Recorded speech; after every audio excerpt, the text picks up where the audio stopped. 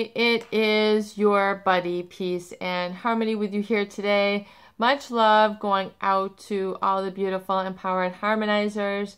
And we are zooming in and focusing in on a very important question. And that is, what does the malignant narcissist, what does the psychopath crave? What is it that they are looking for? What is it they are to die for? What is it that they have an insatiable need of? How do you really understand if you're dealing with someone who is really too excessive, over the top, has perhaps a personality disorder, or furthermore an antisocial personality disorder? Well, number one, to understand these individuals is to understand that they have an unassailable, unequivocal, insatiable need to be the center of attention. Whether it's in a relationship, whether it's in a family, whether it's in a conversation, whether it's in an organization, in interaction, they want to be the center of attention. They will not have a real empathetic connection with others. It's always talk, talk, talk, or charm, charm, charm, move, move, move, but it's all going to be about them, and they're going to have very little interest in you. Anything that does not make them look good is going to be out of the question for them. So if you don't make them look good in some way, in other words, if you're attractive, if you laugh at their jokes, if you give them accolades for their business achievements, as long as it's one directional and you're giving them the supply, which is acknowledgement, validation, approval, the center of attention, all eyes on them, all ears on them, then you are in that giving. You're giving to them, but then you can say, well, what is it that I'm actually receiving? If you're not feeling like you're on the receiving end, you're not really receiving that with which you have given to them, then it's good information to understand that you're eventually going to get into a very unbalanced relationship. You are going to be doing all the giving. You are not going to be doing much of the receiving, and then much of the quality of the relationship is going to be based on your giving, over obligating, giving your power away to this individual. Your power meaning your attention, your juice, your smile, your physical affection, your money, your time. These are all your resources that you are giving to them.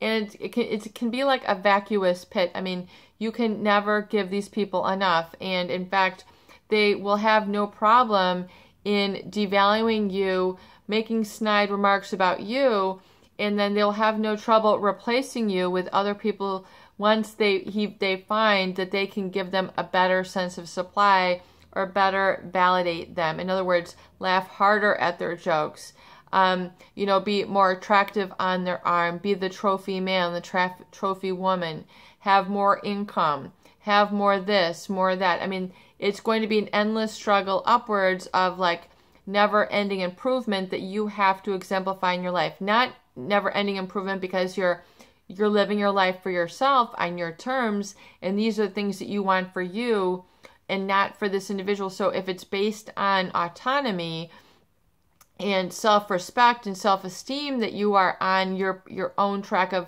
self-improvement, then that you own that. But when you're constantly feeling like you're never good enough, then that is because you're constantly being made to feel that you have to be in the rafters, you have to be in the shadows, you have to be under the table, you have to be on the sidelines, you can't be center stage, you have to be fifth fiddle, you can't be on par with them, you can't, it's difficult to communicate. They're always going to have the last word or all the words. You can't get a word in edgewise.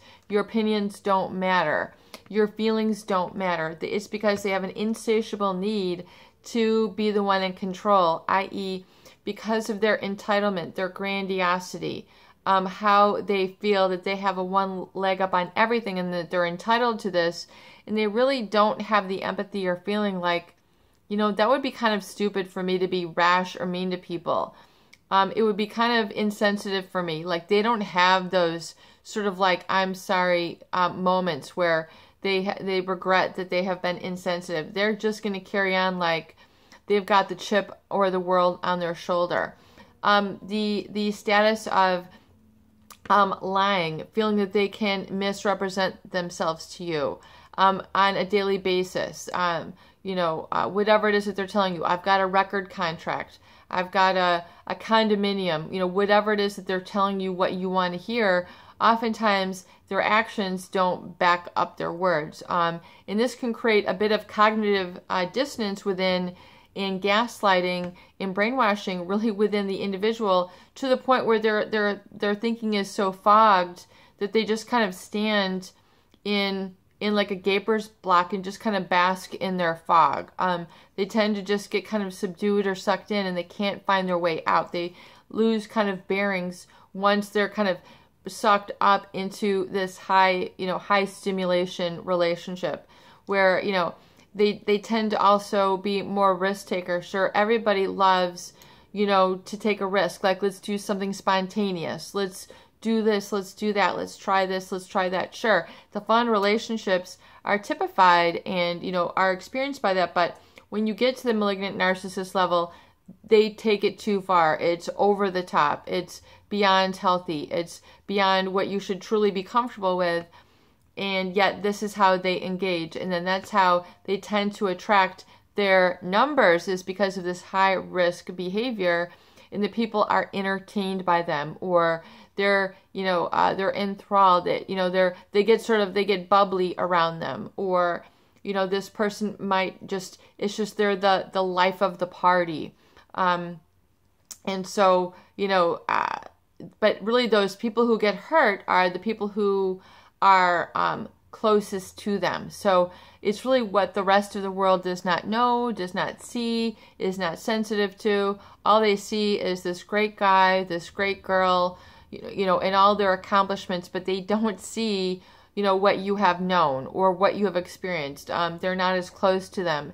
And so if you try to explain to other people, they're like, well, this guy has this and this, why would you go up against them? So it becomes a no-win situation if you can't, communicate how you feel, or what you've seen or what you're uncomfortable with. So, and it's oftentimes very difficult to let them go, because a lot of your friends or a lot of your spare time or your focus or all your time might be based on or connected to them. So this is, what they really need. It is being always in the limelight and being kind of like, you always feel something like is kind of missing, that they're not really connecting with you on certain levels. And oftentimes it's on the level of respecting you, listening to you, getting you, validating you. So if you have not experienced this, you'll feel as kind of like invisible.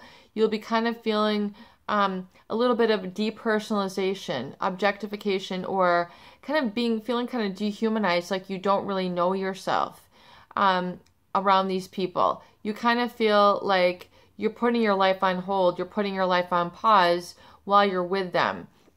And to acknowledge that and acknowledge and validate that means that you don't feel a sort of core of fulfillment when you're with them.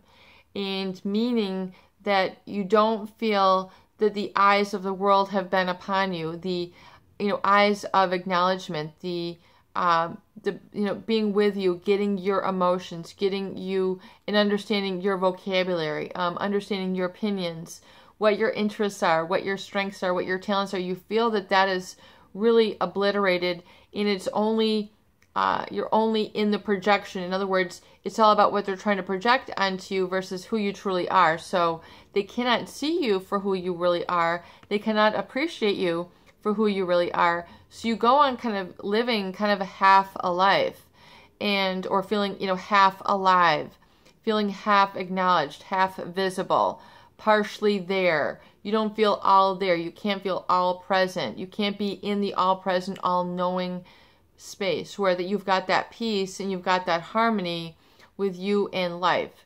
So you feel that, kind of like, you talk about giving an arm and a leg to a relationship. It's very different. You kind of feel like you're giving your soul, your guttural sense, your primordial being is not really engaged. It's a very elusive, esoteric, but it's a very understood and very distinct feeling when you're around these individuals.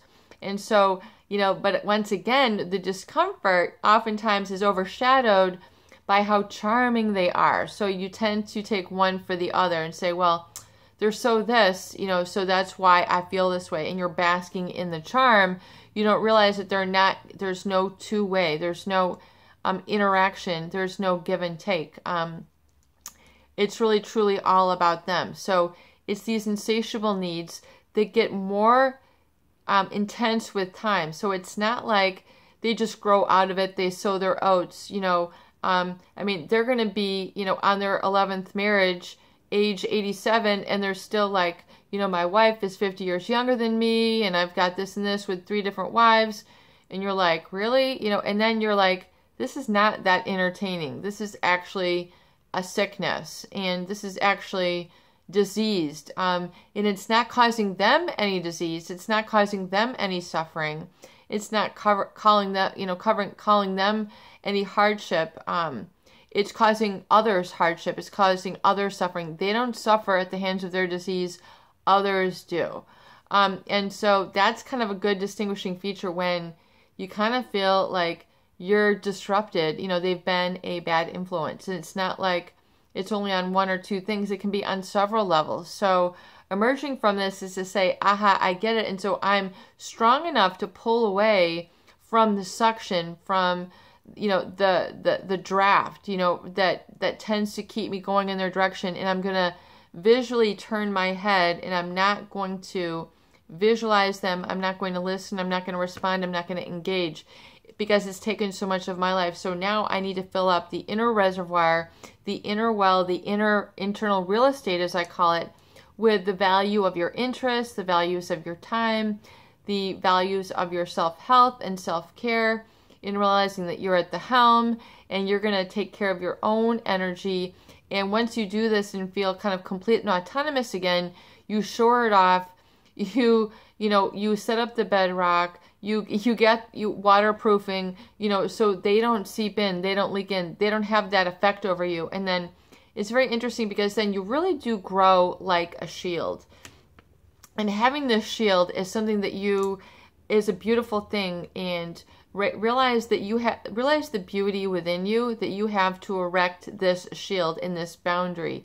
And, you know, this unassailable protection where if they come at you, it just bounces off. It does not affect you. You adopt a state of neutrality, indifference, and disinterest. You're not feeding their ego. You're feeding your soul. That's where the energy and the nutrient needs to be. And if others don't get that, then you really need to consider and become decisive about, well, then who do you surround yourself with? Who do you give your time to? It's very important that your relationships are energizing and not depleting. This is your buddy, Peace and Harmony, with you here today. And I hope that these videos do help. Please share and please subscribe for more great tools, videos, discussion, and support. Do what's right for you. Listen to the heart and the God within.